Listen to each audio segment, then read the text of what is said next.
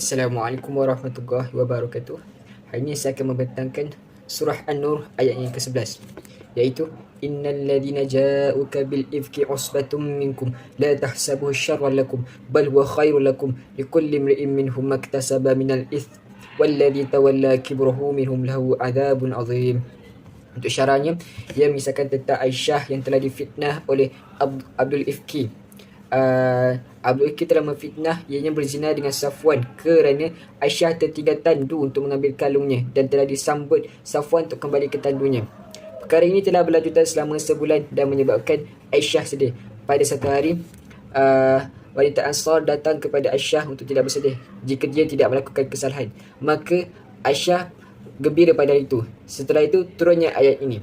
Kemudian peristiwa yang kedua yang berlaku ialah Abu Bakar bersumpah untuk tidak memberi nafkah kepada Mis'hah kerana Mis'hah adalah antara orang yang telah mencela Aisyah melakukan perbuatan terkutuk itu. Maka Allah turunkan ayat ini pula kepada Abu Bakar. ولا يأتوا أولو الفضل منكم والسعة أن يؤتوا أولي القربى والمساكين والمهاجرين في سبيل الله وليعفوا وليصفحوا ألا تحبون أن يغفر الله لكم والله غفور رحيم, yang menerangkan supaya janganlah kamu untuk tidak memberi nafkah kepada kaum kerabatmu serta berlapanglah dada. Maka Abu Bakar menginsafi dirinya dan kembali memberi nafkah kepada Mis'hah. Untuk tafsir ijmali pula, kita akan mengambil poin yang penting pertama. Yang pertama, likulli imri'in minhum maktasaba minal ith, yang maksud tiap-tiap dari seorang mendapat balasan daripada dosa yang dilakukan. Ayat ini berkaitan dengan orang-orang yang melimpahkan tuduhan keji kepada Aisyah berhak mendapat balasan setimpal. Yang kedua, walladhi tawalla kibrahu minhum, sama ada yang memulainya ataupun yang menyebarkannya juga berhak mendapat azab yang berat. Segi balaghah pula al-tabaq di antara ayat la tahsabu syarran lakum bal huwa khairul lakum dan juga wa tahsabunahu hayyinan wa huwa indallahi azim, yang maksud Allah menjelaskan di antara kejahatan dan kebaikan dan di antara yang mudah yang hebat. Dari segi makna mufadat pula, iaitu innal ladhina ja'uka bil ifki, yang bermaksud orang yang bersama dengan ifki dan yang telah mencela Aisyah adalah seburuk-buruknya perbohongan.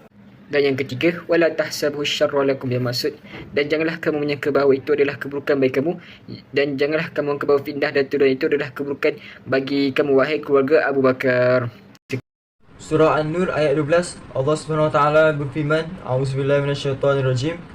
Laula isami'tumuhu dhannal mu'minuna wal mu'minatu bi anfusihim khairan wa qalu hadza ifkum mubin. Yang bermaksud, mengapa orang-orang yang beriman, lelaki dan perempuan tidak berbaik sangka terhadap diri mereka sendiri ketika kamu mendengar berita bohong itu dan berkata, ini adalah suatu berita bohong yang nyata.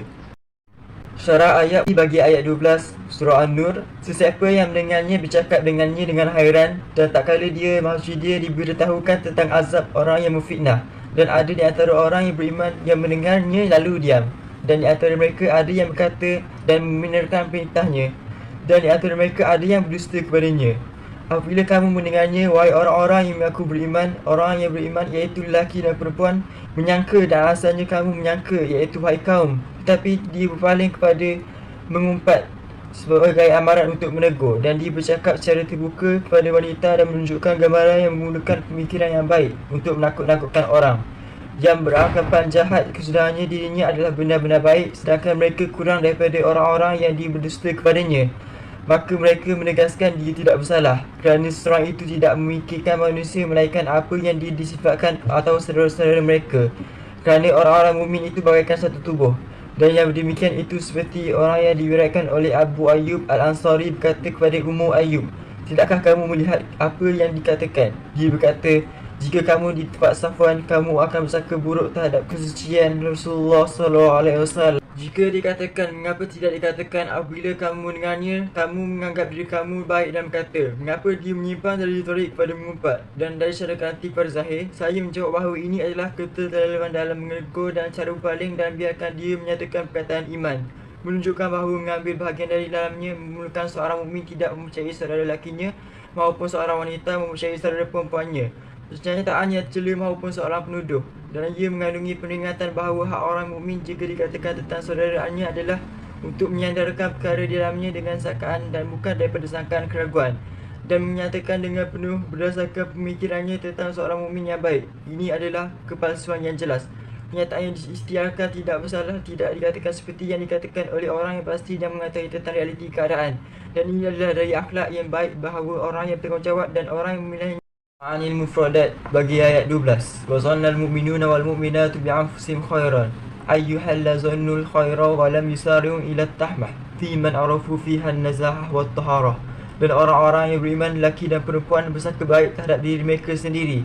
Maksudnya, tidakkah mereka bersangka baik dan tidak bersegera menuduh orang-orang yang mereka ketahui tentang kejujuran dan kesuciannya. Mufrad yang kedua, wa qalu hadza ifkum mubin ay qalu fi zalikal hin hadza kadhib zahirun mubin. Dan mereka berkata ini adalah dusta yang nyata. Artinya mereka berkata pada waktu ini adalah dusta yang zahir. Pengecalan ayat bagi surah An-Nur ayat 12.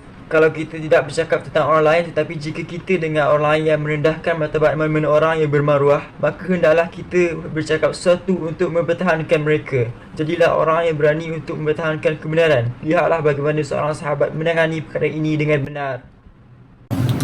Ayat 13 yang berbunyi, A'udzubillahi minasyaitonirrajim. Laula ja'u 'alaihi bi arba'ati syuhada fa iz lam yatu bi syuhada'i fa ulaika innallahi humul katibun. Nakallahu azim. Huraian dan kefahaman pada ayat ni, mereka lah manusia yang ikut terlibat menyiarkan berita palsu mengenai hukum dan syariat Allah Subhanahu Wa Taala. Ini adalah suatu sindiran dan teguran halus daripada Allah Subhanahu Wa Taala terhadap orang yang ikut mendengar dan menyebarluaskan berita angin itu sejak mula ia tercetus lagi. Lepas tu tafsir ijmali pada ayat ni. Ayat pertama, ja'u alaihi. Mereka yang menuduh itu tidak mendatangkan apa-apa bukti pun. Lepas tu yang kedua, ya'tu bisyuhada'i fa'ulaika innallahi humul kadhibun. Oleh kerana dan apabila mereka tidak mendatangkan saksi-saksi itu, lepas tu maka di sisi Allah kamu adalah orang-orang yang berdusta. Balaghah pada ayat ni, hasutan sekiranya mereka tidak mendatangkan 4 orang saksi terhadapnya, iaitu tidaklah mereka datang, dan tujuannya untuk mencela dan menyalahkan. Ma'ani mufradat humul kadhibun, al-mufsidun al-kadhibun. Ma'ani mufradat dia. Lepas tu pengajaran ayat dia, kita mestilah membawa saksi 4 orang apabila menuduh seseorang untuk mengelakkan berlaku fitnah. Ayat 14 pula yang berbunyi, walaula fadlullahi alaikum wa rahmatuhu fid dunya wal akhirah lamassakum fima afattum fihi azabun azim. Huraian dan kefahaman dia, Al-Qurtubi menyatakan ini adalah teguran keras daripada Allah Subhanahu Wa Taala kepada orang yang telah melibatkan diri yang turut memburukkan suasana dan membuat fitnah itu, bahawa dengan rahmat Allah Subhanahu Wa Taala jugalah kamu telah ditimpakan bala bencana serta mata di dunia ini, dan masih bersedia memberi rahmat di akhirat kelak kepada orang yang segera bertaubat dan menyesali perbuatan buruk mereka. Tafsir ijmali dia, walaula fadlullahi alaikum wa rahmatuhu fid dunya wal akhirah. Maksud dia, jika tidak kerana kurnianya kepada kamu, wahai kamu yang terlibat dalam urusan Aisyah, dan rahmatnya kepada kamu di dunia dan akhirat, di mana dia memberi tangguh kepada kamu dan tidak menyegerakan azab untuk kamu. Pengajaran ayat dia kat sini, Allah Ta'ala mencela orang yang memfitnah dan tidak akan mendapat rahmat Allah Subhanahu Wa Taala. Yang kedua, dosa memfitnah lebih kejam dari dosa membunuh. Ayat 15, istalaqawnahu bi'alsinatikum.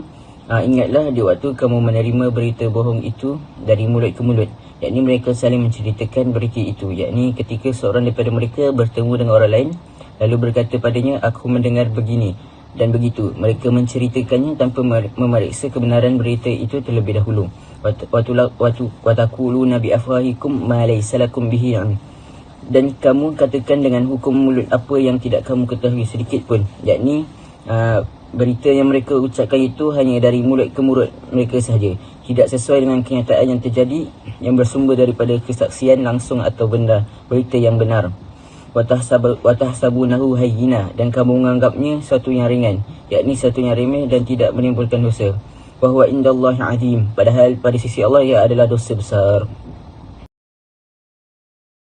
ayat 16 pula, walaula istama'tuhu qultum ma yakunu lana an natakallama bihaza, dan mengapa kamu tidak berkata di waktu mendengar berita bohong itu, sekali-kali tidaklah pantas bagi kita memperkatakan ini. Ini merupakan celaan bagi semua orang yang beriman yang ikut memperbincangkan berita bohong itu, yakni mengapa ketika kalian mendengar berita bohong itu, kalian tidak mendustakan orang yang memperbincangkannya dengan berkata kepada mereka, kami tidak boleh dan tidak pantas untuk membicarakan hal ini, dan itu tidak mungkin kami lakukan apa-apa pun yang terjadi. Subhanaka, maha suci engkau. Kalimat ini untuk mengungkapkan rasa heran terhadap mereka yang datang membawa berita bohong. Hadza buhtanun azim. Ini adalah dusta yang besar. Maka buhtanan adalah membicarakan seseorang apa yang tidak sesuai dengan kenyataannya. Pengajaran pada ayat 15 pula adalah, apabila kamu dilukai oleh orang-orang yang kafir di medan Uhud dan mereka menumbukmu dengan pandangan mereka, maka Allah mempengaruhi hati kamu dengan keresahan, dan Allah menolong sesiapa yang dikehendakinya.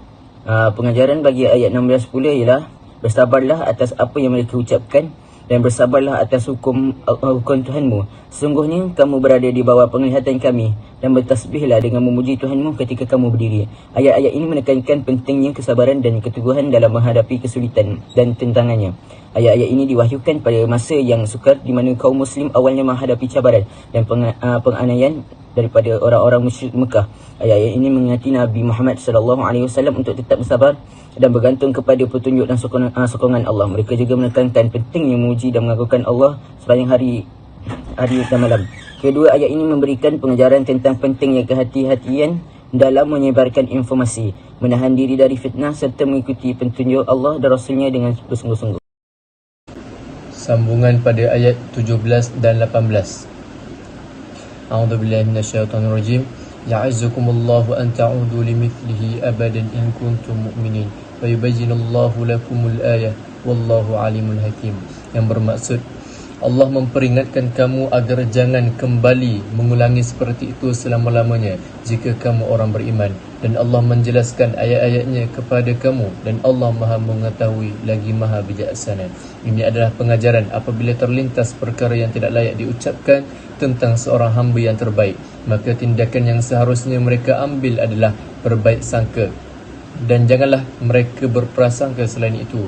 Jika masih terlintas sesuatu yang mengganggu dan mengusik fikirannya, maka sebaiknya ia tidak mengucapkannya, kerana Rasulullah telah bersabda, Inna Allah Ta'ala tajawalu li ummati amma hadathat bihi anfusuhuma ma lam takul au ta'mal.